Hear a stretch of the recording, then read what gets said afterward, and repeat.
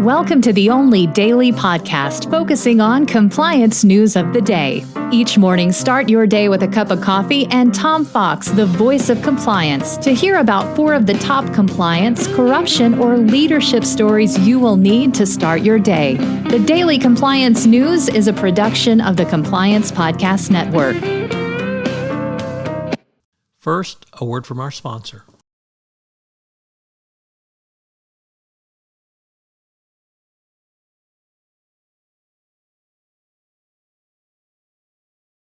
The Daily Compliance News for March 20, 2023, the Alfred E. Newman edition. Why Alfred E. Newman? Well, it'll be clear.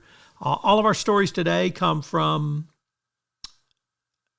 the Financial Times. First up, UBS agrees to buy Credit Suisse for more than $2 billion. That's really a heck of a discount on the price, but think of all the liability they're buying. The all-share deal between Switzerland's 2 biggest banks is set to be announced or has been announced, and the price is a fraction, obviously, of what the bank's value is. How do you like that risk? Next up, and really the reason for the Alfred E. Newman name, and for those who don't know, Alfred E. Newman's buzzword is what me worry. From SVB to the BBC, why does no one see a crisis coming? Why doesn't leadership ask the right questions? Why don't they listen? Amy Edmondson says it's because there are no doubters. Leadership becomes so locked into a shared myth that they ignore suggestions something might be wrong. It's confirmation bias on steroids. It's like taking the wrong route in the car. You just go and go and go, particularly if you're a male. Next up, James Henry O'Sullivan is a name already familiar through the trial of Wirecard executives.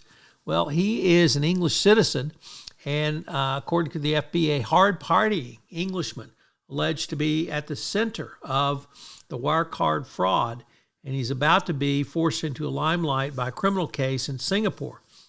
He faces charges of abetting the falsification of documents, including papers that helped persuade Wirecard's auditors at EY that the company had extensive cash reserves until it was forced to announce that it had recorded 1.9 billion euros in accounts that didn't exist. If convicted at trial, he has a bleak prospect of up to a decade in jail. So Wirecard brings down yet another high flyer. And our final story comes to us from the management column by Gemma Kelly.